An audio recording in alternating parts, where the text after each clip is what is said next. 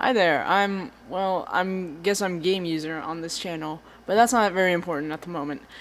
Today I'd like to talk about The Last of Us and specifically the ending of The Last of Us and my sort of interpretation of the ending.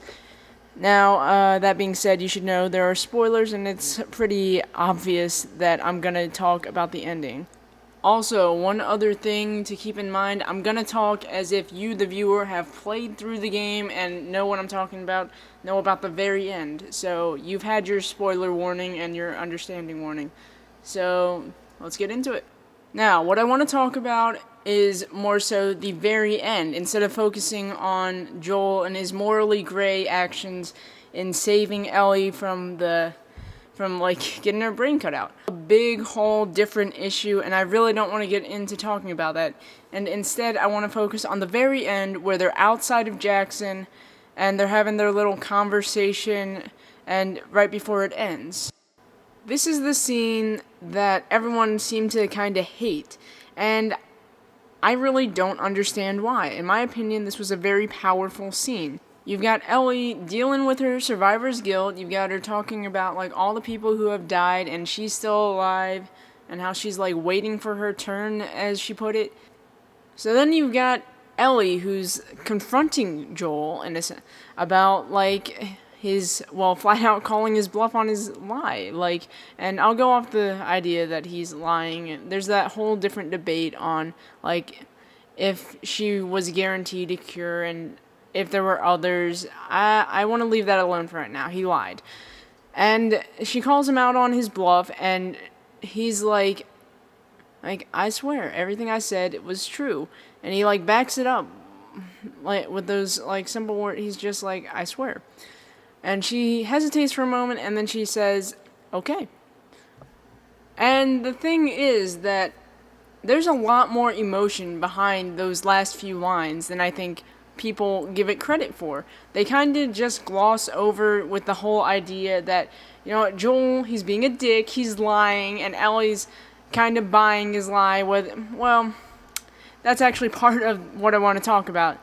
I do not think that she believed him for 1 second. She woke up in that truck in fucking hospital scrubs. She knew something was up. She knew, hey, something's up. I haven't actually met the Fireflies. I haven't seen Marlene, although then again, Joel kind of said she wasn't going to make it. But, again, different issue.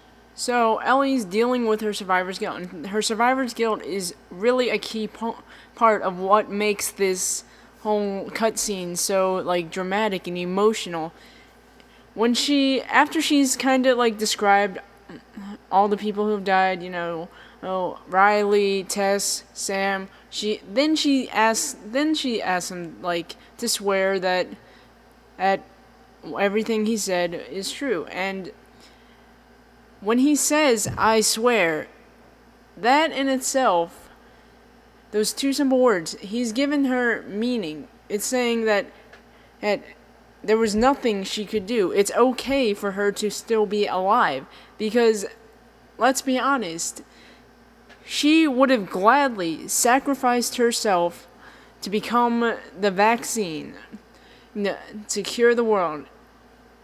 And when Joel says, I swear, he's kind of putting forward saying, you should still be here. It's okay. Even if she doesn't believe him. Even if it's not true. The simple notion of him saying that it is true, even if it's not, is kind of pushing the actual truth where he lied and she could have become the cure and etc. etc. It's pushing that into kind of sub-truth where it's it's not going to be acknowledged. It's this is the truth now. This is what it is. And Ellie, who probably doesn't believe him, as I said before, she says okay to this. She's okay. She says it hesitantly, reluctantly, okay, this is the truth now. This is what happened. And because of that, she can just continue. And as stupid as you may think that sounds, think of it like this.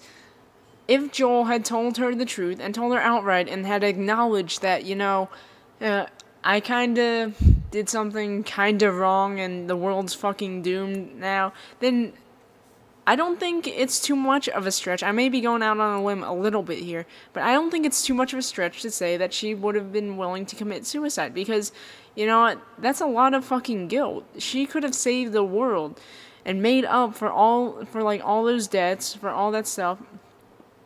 But she didn't, and that's a lot of weight to put on a 15-year-old, I guess. The game takes place over a year, so, however old she is. I don't know. Maybe I'm looking into this, very minor scene a lot more than even the creators at Naughty Dog did. Or, who knows?